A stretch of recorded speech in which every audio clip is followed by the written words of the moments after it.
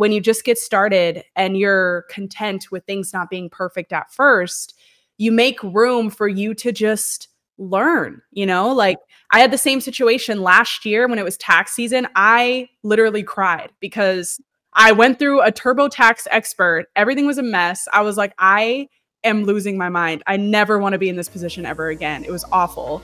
It was a learning lesson, now I know what it's like. Now I know what to do. And now I know how to teach it to other people.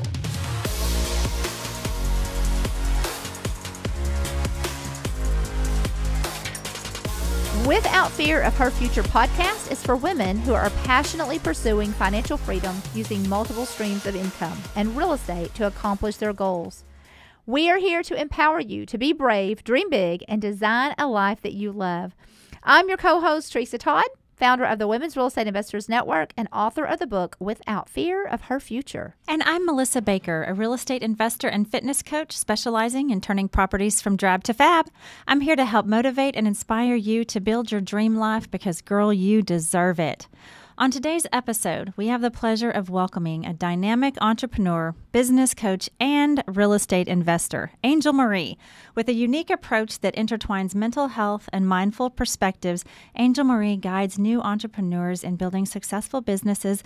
Known for her emphasis on sustainable business practices and addressing burnout, Angel Marie also invests in real estate and has a thriving community of podcast listeners. Angel Marie, welcome to the show. We are so glad to have you today. Thank you. I'm so happy to be here. That was one heck of an intro. I was like, ooh, making me feel good about myself. Well, you should. Yes, you should. Thank you. Angel Marie, you are a very successful business coach. Can we just start out with you sharing some key aspects of your background that have shaped your journey and your approach to where you are today? Absolutely. Yeah. I've always had I'm going to say a creative spirit. I've always had a creative spirit. I was in the music, acting, and modeling industry for a while. And then I went to school to study media entrepreneurship and got my bachelor's degree in that, where I studied film, music, marketing, things of that nature. And then from there, I've worked with a variety of different companies in different niches, from record labels to radio stations to marketing platforms, all which led me to form what I wanted to create myself, which was helping entrepreneurs start their own businesses, but not at the expense of jeopardizing their mental and spiritual health while they're at it. So yeah, I love what I do. It's been a journey getting here and we're still going.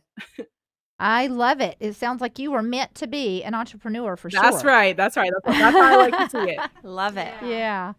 Well, owning a business comes with highs and lows. So what do you find the most challenging and rewarding about being your own boss? Oh, I love this so much. Most rewarding, let's start with the good. Yeah. The most rewarding is flexibility.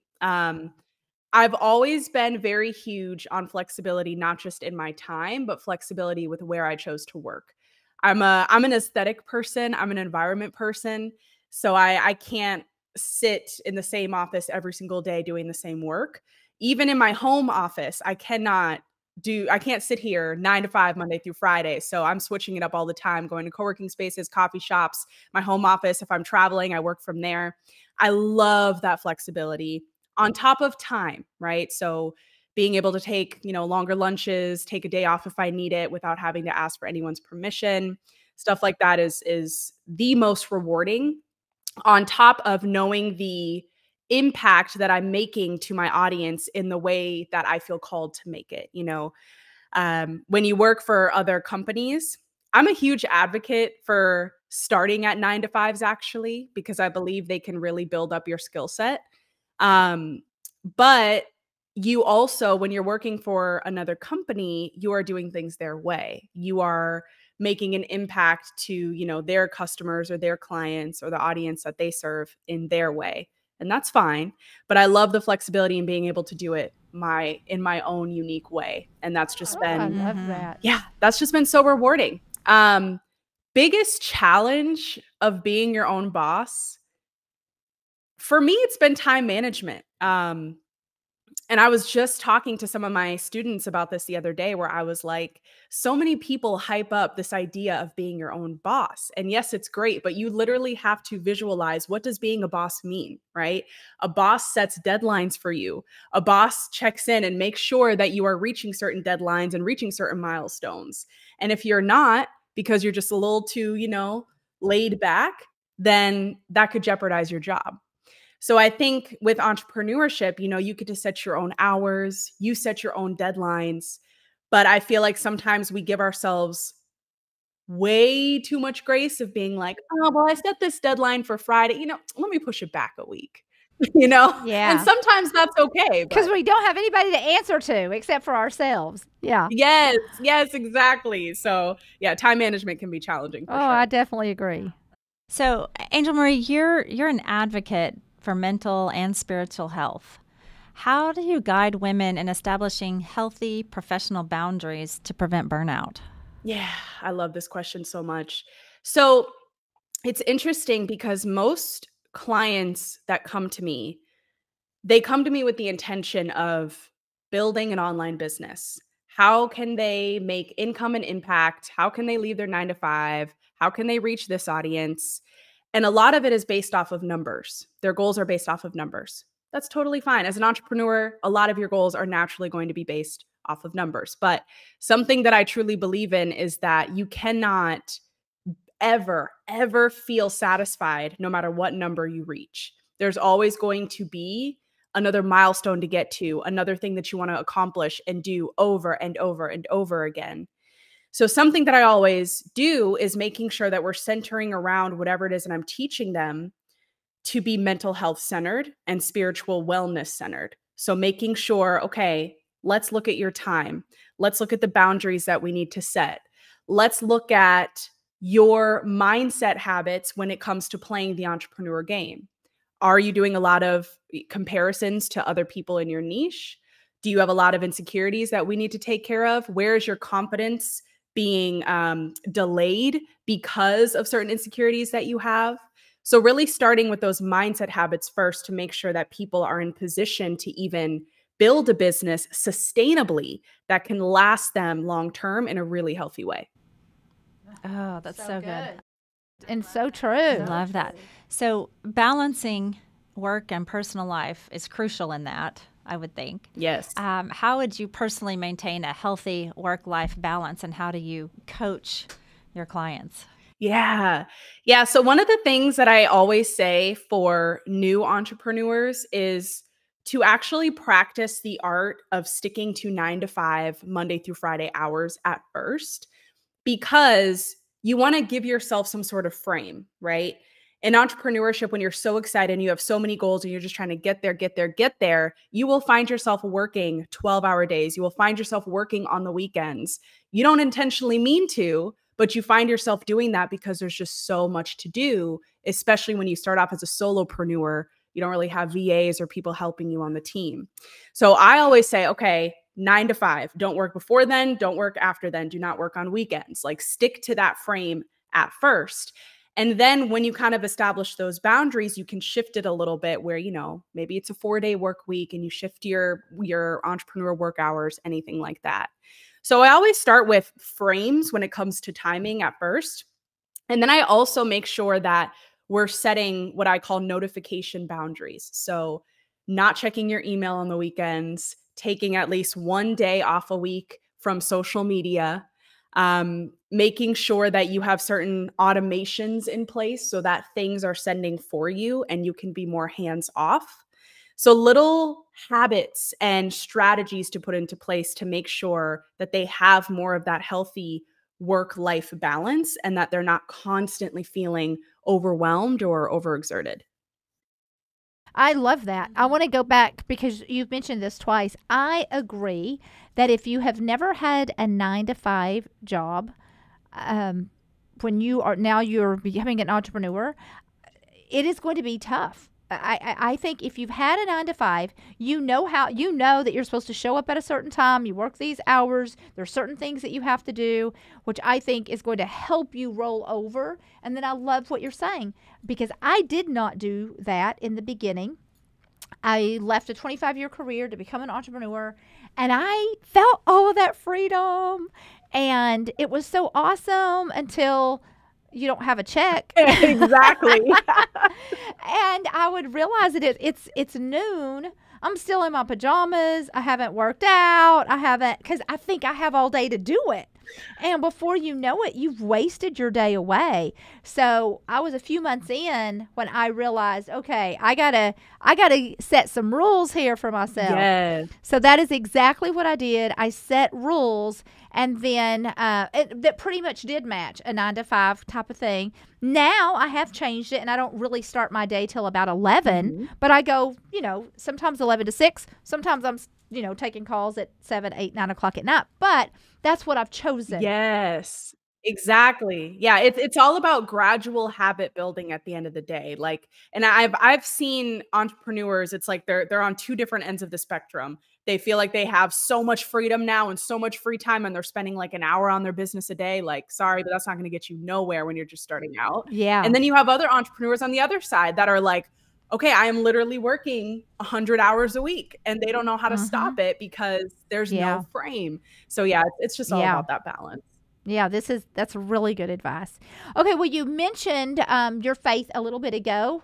And so how has your faith played a role in your business journey, and how to incorporate your beliefs into coaching practice without imposing them on others? Because I'm in the very same place. So I'm excited to hear your answer on this. Whew, this is such a good question. I got chills from that question. I'm like, okay, let's go. So I'll start off answering how has faith impacted my business. Man, in every way. I would not be here today if it weren't for having faith. And I think faith can mean a lot of things. Like a lot of people, is it faith in yourself? Is it faith in God? Is it faith in your business projects and where they can go? And I would say in every regard, but number one priority, faith for me in God, the one who I feel called me to be on this path. So really just making sure that I am trusting in what I felt like he was telling me to do, even though I was not seeing the results of it yet. So even in those seasons where I had so many questions and doubts and, oh my gosh, God, is this going to work? I don't know what to do. And when I had that discernment and hearing what I felt like God was telling me nope, do this, stop doing this over here, go this way, don't go that way. It just really helped me get to where I'm at today. And it has been the most blessed journey ever, I love it. Especially over the past year. He's just, done some really incredible things. And, one of the biggest things that God put on my heart over this past year in my business is to make everything I do very God-centered. And before it was just more general, like, oh, I help people build online businesses. But now it's way more God-centered and specific, where now I say, I help people build online businesses God's way. Oh, I love that. And I was really scared to do that because I was terrified of people judging me, of people feeling like, I was going to judge them, of being too overly religious. I was so scared. But ever since I felt like God was asking me to make that shift, and I completely have made that shift and still am, my business, my mental state, my financial state has never been better. And I think it was a mix of being obedient to what I felt like God was asking me to do and making sure his hands were over it and he had the control, not me. But also making sure that I was approaching it in a way where I was breaking the stereotype of Christians for those who are not believers by showing up in a non-judgmental way, by still taking clients who maybe were not religious, by being as kind and as patient and as graceful as possible, no matter people's religious beliefs that came my way. So I that's just what I did. And anyone that comes to me and asks about, like, I've had so many people come to me about questions in regards to faith. I've had clients who weren't of faith, but they were like, Angel, you've just completely changed my perspective on Christians. Even though I'm not a Christian, I just love your light. That was the goal. Yes. So yeah, I had to get better on that every day. And yeah, it's a journey. I love that. I had to make that exact same decision. And I was scared to death as well. And I was so afraid of, the hate that I would get and all of that. And I did get a little bit of that, but not near as much as I anticipated. Yeah. And what I believe is, even though I think the world would have us to believe something different, I think there's so many people that are hungry for that light and that truth, that they are coming for your business sense, but they're staying because of the love and that grace that you talk about that oozes from you. So exactly. Great job. And I know that takes a lot of courage. Thank you so much. Thank you. And great job to you too. It's definitely not easy. It's not easy at all, but that's exactly it, is just be a light. Like literally everything that I teach in my business is based off of biblical principles. And the way that I see it, if my clients or students that I know aren't Christian, I will still teach them those biblicals, but I won't say the word Jesus in it because I don't want to scare them off. Yeah. But it's going to be based off of that roadmap of kindness and love and generosity. And it really makes a difference when you approach it that way. So good. So good. Okay, so your podcast follows a one-to-many approach. Can you share more about your community building strategy and why podcasting resonates with your business? Yeah, absolutely. So I started a podcast about, I'm coming up on 2 years now. And the reason why I started it was because community building for me started with social media and email marketing. So having an email list and then specifically TikTok and Instagram followers. And just building a community from there on social media. And I realized that a lot of people were asking me so many questions where I was like, I just need to start a podcast and start talking about these topics rather than doing individual DMs all the time, which I still do. But, like you said, that one-to-many approach. So I started it and it's been beautiful. Just having a safe space to just talk about what I felt was on my heart, the questions that I got, how can I truly help entrepreneurs that are struggling through every episode that I produce, and then just sharing it away and letting people be inspired by it, grow from it, send it to whoever if they liked it, anything like that. So it's interesting. I would say podcasting has been beneficial for my audience in really hearing truth from me and help from me through those episodes. But it's also been beneficial for me because I feel like I'm a talker. So to set up the camera and my mic and to just talk, and it's just me and my mic, it's very refreshing for me too. So that's awesome. Yeah. I love it. Very good. So, our podcast, we are part of the Women's Real Estate Investors Network. Yes. And this is kind of where this podcast came from, really. And so beyond your coaching, you've just begun your real estate investing journey as well. Yes, so I kind of want to transition from your coaching, maybe intertwining the two. What's that been like for you? Oh, I love this so much. It has been amazing because I always knew that I wanted to run my coaching business, but I always had it in the back of my mind to get into real estate. But I never felt like I had the time or the energy to do it. So I really had to have this like mental health centered approach or conversation between me and God, and just remembering that everything comes in seasons. You don't have to do it all right now. Yes. So, I spent the first 2-3 years building up my coaching business, which was a side hustle at that time, until I felt like I got in a healthy space where I was like, okay, this is being managed well. I got it. I've been doing that.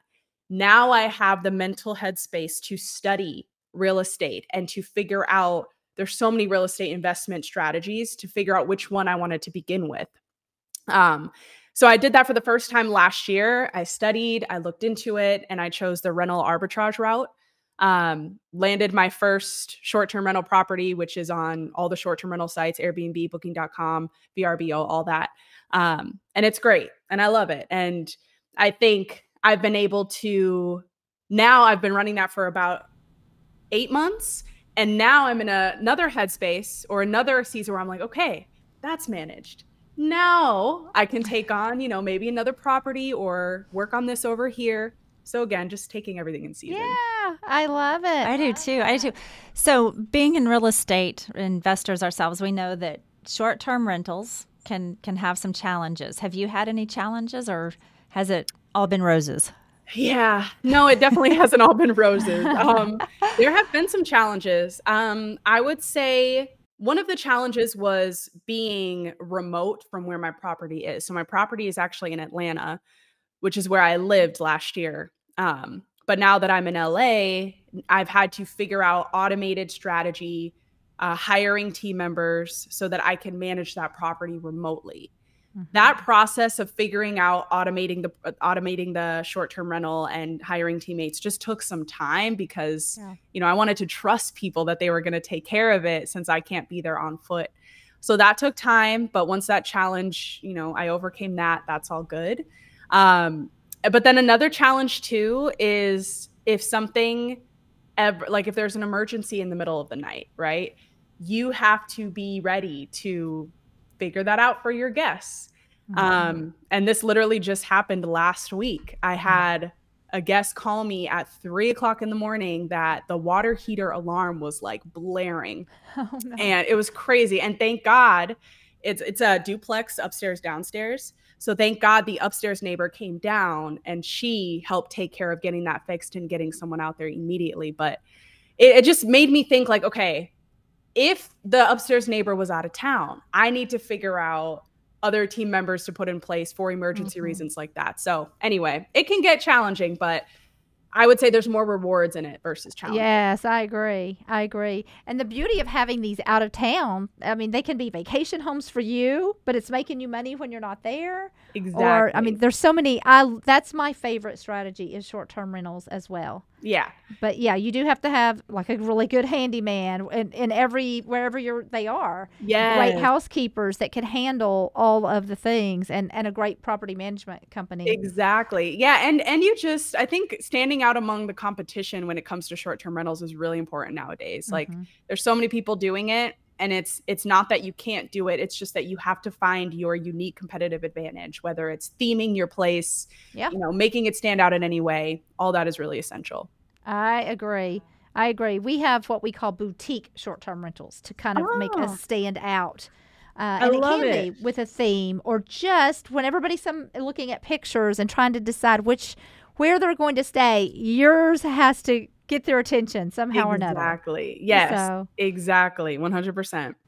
So Angel, what are your plans to expand your real estate portfolio? You said you're already working on something else or looking into something else. What's your vision for your real estate? Yeah, I love this. So my first step is to try to get a short-term rental property here in LA. And it's funny because I've heard that it's really difficult to get short-term rental properties out here.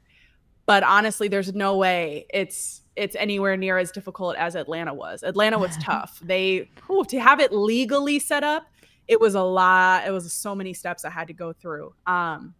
So I'm like, if I can handle that, I can handle LA. Yeah, you're ready. That's right. So I want to look into LA, and then there might be an opportunity for a second property out in Atlanta that I'd like to invest in. And then I think after about maybe 3 short-term rental properties in my portfolio, I'd like to go the wholesaling route when it comes to real estate investing. I have so much to study and learn about that, but that's kind of, the second step when it comes to real estate investments.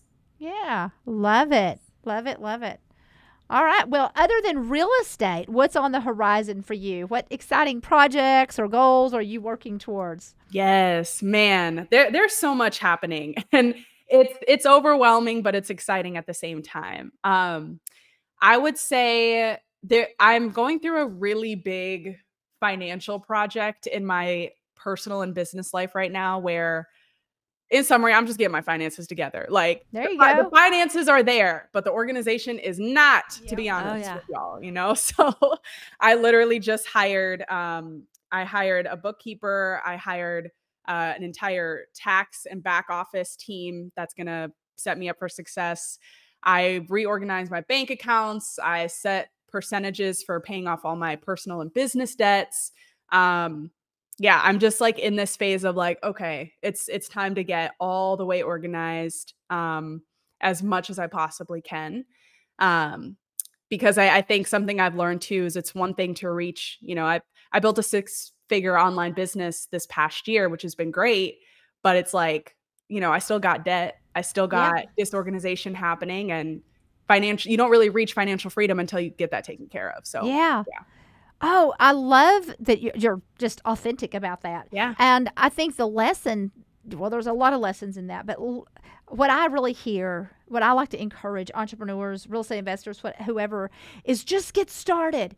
You can figure all the other stuff out later. That's what you did. You weren't worried about the organizing. So many people want to get it backwards. They want all of these things organized. And if you wait to get all of that done, you're never going to start the business or grow the business. So just get it going to where you're keeping your head afloat, then get all of that taken care of. Exactly. Girl, that is exactly how we started our business. Both the real estate business, then it was time to pay taxes, and we're like, we had to figure that out. And then even when I started the Women's Real Estate Investors Network, the organization and all of that, I was just trying to grow this. Yeah, keep it afloat. And then, eventually we're like, okay, we need to hire a finance guy. We need to, and you start getting those things in order. And it feels great when you do it. But I think the key is just get started. Yes. And then figure out the rest of it. I 100% agree with that. And I will preach that day and night to everybody. Like, I get a lot of dreamers, right? They tell me their dreams. They tell me what they want. And I'm like, that's great.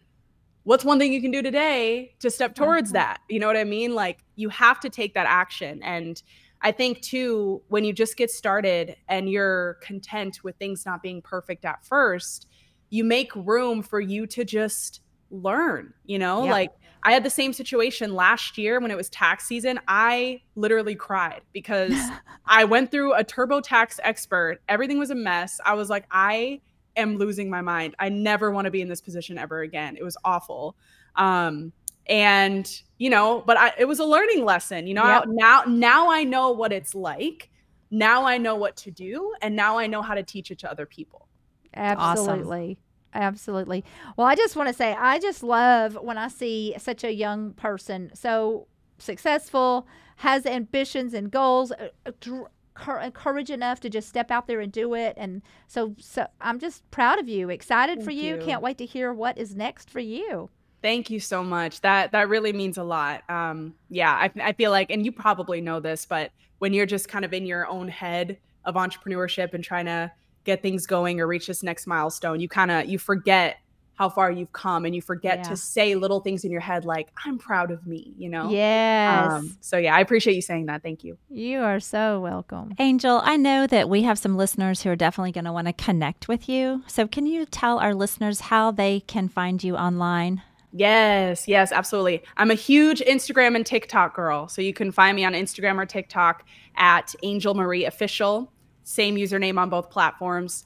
And then you can also check out my website, CoachAngelMarie.com. There's a page it'll bring you to. The website's being developed right now, but you can contact me through there. I am down to chat with anyone. I'm always a helping hand. All right. Well, thank you for joining us. Thank you so much. Bless you. Subscribe now to the Without Fear of Her Future podcast for new episode alerts. If you're ready to take charge of your financial future, join our masterclass now. I want you to imagine waking up every morning confident in your family's financial security. Everyday women just like you are turning real estate into life-changing profits. The masterclass is your golden ticket to financial freedom. Dare to dream bigger and seize control of your future. Just click the link in the episode description to register for our next masterclass and embark on a new journey.